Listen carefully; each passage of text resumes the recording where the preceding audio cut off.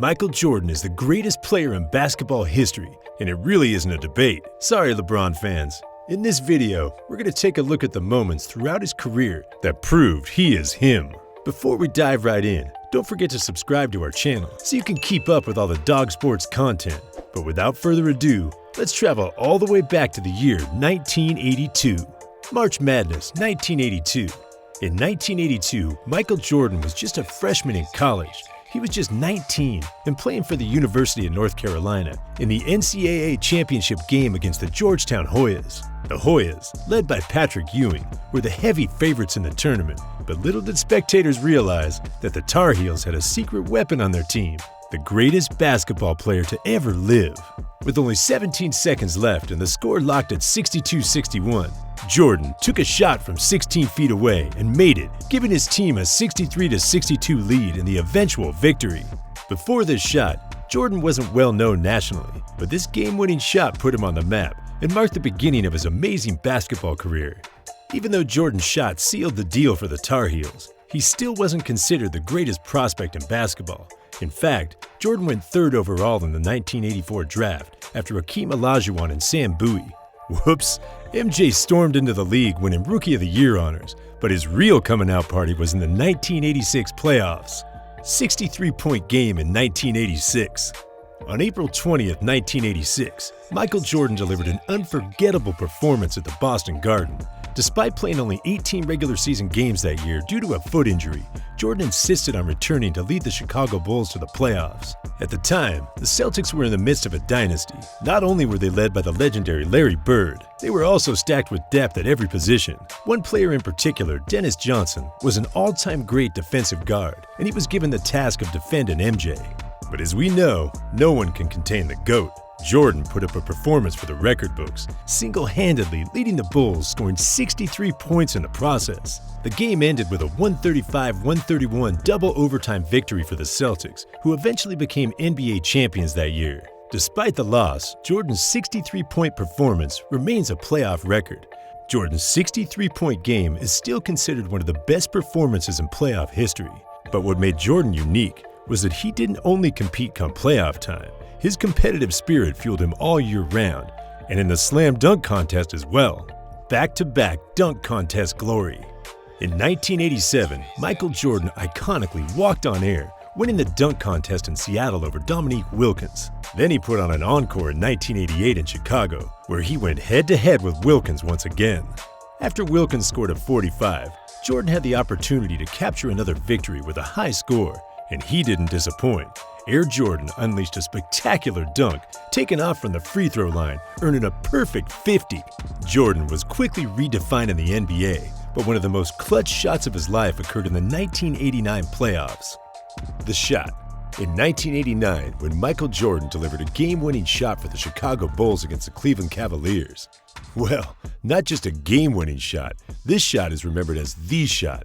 At the time, the Cavs were a dominant team, coached by Lenny Wilkens. They held a league-leading record of 57-25 and were considered contenders for the NBA title. The Bulls, led by Jordan, had a less impressive 47-35 record.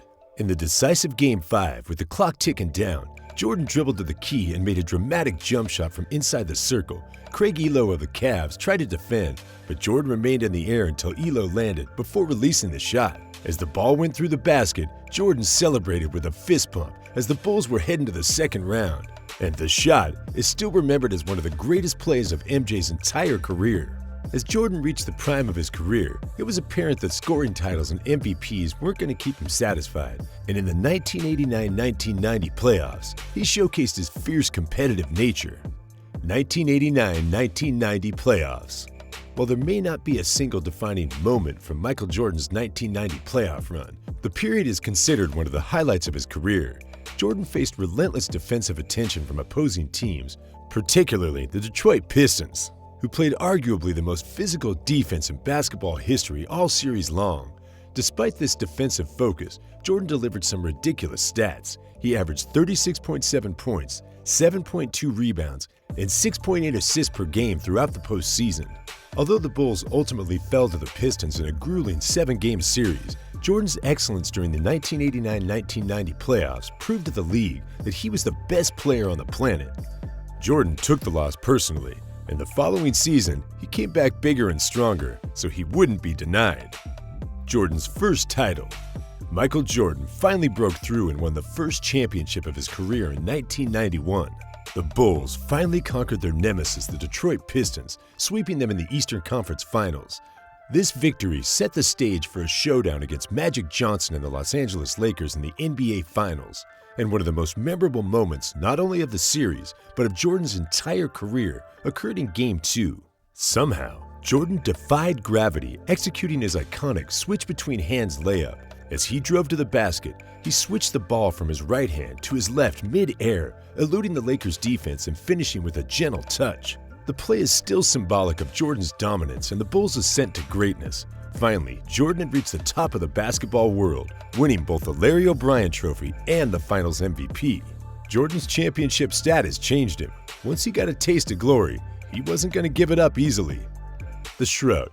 During the 1992 Finals, Jordan faced off against Clyde the Glide Drexler, who was considered the second-best shooting guard in the NBA. Even though Jordan's the greatest player in history, there's one criticism of his game: his subpar three-point shooting. However, in Game 1 of the Finals against Portland, Jordan was on fire from behind the arc. He had an incredible first half, sinking 6 three-pointers. And after making his 6th three, he turned toward the broadcast table and raised his shoulders and gave a shrug, as if to say, "I'm just that good." The Bulls went on to win their second straight NBA championship in the series. MJ truly had a swagger like no other. The Bulls followed up their 1992 championship with another title in '93. Then, Jordan took a break from basketball, only to come back motivated to regain his throne. Scaling Mount Matumbo. During the 1997 All-Star Weekend, Dikembe Matumbo, known as the best shot blocker in the NBA, reminded Jordan that he'd never dunked on him. Clearly, Matumbo was messing with the wrong dude. The Bulls and Hawks matched up against each other in the playoffs later that season, and Jordan finally got his chance to dunk on the African big man. Jordan drove to the basket with his trademark explosiveness and athleticism, rising above Matumbo and emphatically dunking the ball. Then, in MJ fashion, he wagged his finger in Matumbo's face, a gesture that Dikembe regularly used after rejecting his opponents. After Jordan scaled Mount Matumbo, opponents realized that they were better off not challenging the GOAT. After defeating the Hawks, the Bulls made a run back to the NBA Finals, where Jordan would have to overcome a unique obstacle. Flu game. Michael Jordan woke up feeling horribly sick before Game 5 of the NBA Finals against the Utah Jazz. Contrary to the belief that Jordan had the flu, he actually battled food poisoning caused by a pizza he ordered the night before. But with the series tied at 2, Jordan wasn't going to let his sickness prevent him from competing. Despite his illness, Jordan delivered an historical performance, scoring 38 points, grabbing 7 rebounds, dishing out 5 assists, and making 3 steals and 1 block in 44 minutes. Scottie Pippen shouldered much of the defensive burden, allowing Jordan to focus on scoring. The performance highlighted Jordan's sheer determination and willpower that set him apart from other players. And the Bulls ended up capping the series in 6 games, in turn winning their 5th title of the decade. The Jordan era might have been the most exhilarating in the NBA's history, and it was only fitting that it was capped with a storybook ending. The last shot. In the hostile territory of the Delta Center in Utah, the Bulls faced the Utah Jazz in Game 6 of the NBA Finals. The Jazz were determined to win the game and force a Game 7, but unfortunately for them, they were matched up against the greatest team in basketball history. With the clock ticking down, Jordan executed a defensive masterpiece by stealing the ball from Malone and initiating a counterattack. He chose to set up a pick and roll against Brian Russell. With a pull-up jumper, Jordan sealed his legacy once more, holding his shooting stance until the Delta Center fell silent.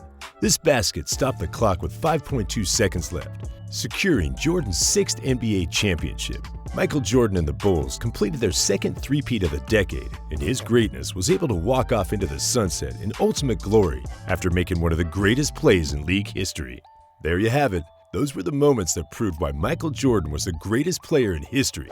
If you liked the video, please don't forget to smash the thumbs up button and subscribe to our channel so you can keep up with all the Dawg Sports content.